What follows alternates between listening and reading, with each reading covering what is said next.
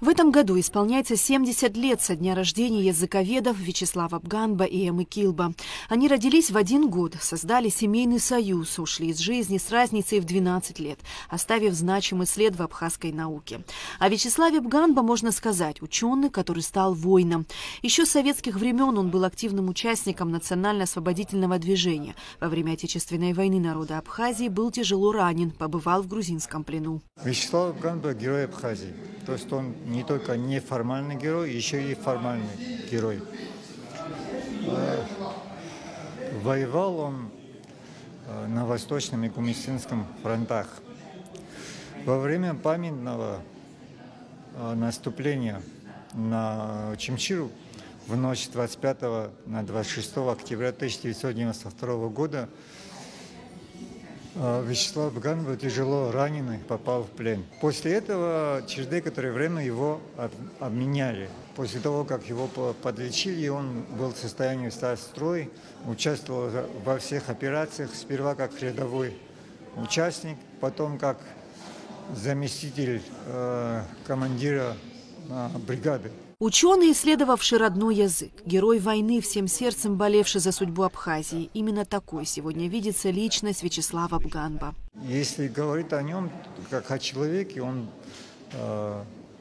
человек абсолютно не воспринимал высокомерие. Был лишен всякой вот этой ставшей модной фальши.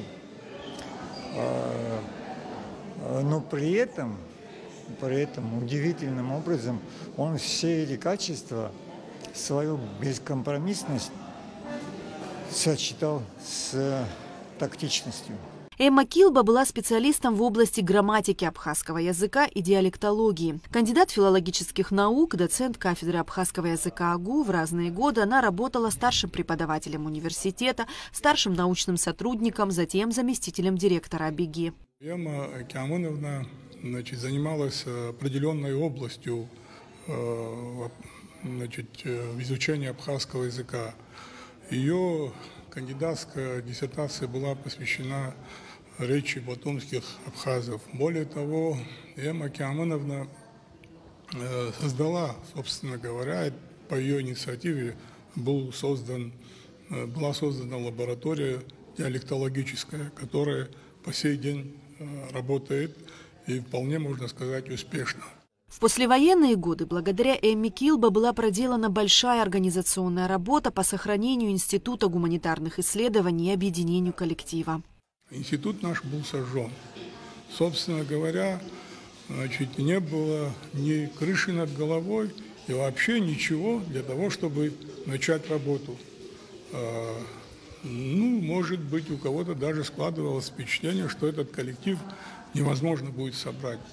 Но я был свидетелем и участником того, что она и Владимир Владимирович Дарсалия, который был сразу во время войны и после войны заместителем директора института, как они собирали нас, как они проводили различные научные мероприятия, чтения и доклады. Я напомню, что это был 1994 год, когда, собственно говоря, о какой-то зарплате или о чем-то речи вообще не было. 67-я итоговая научная сессия АБИГИ продлится до 21 апреля.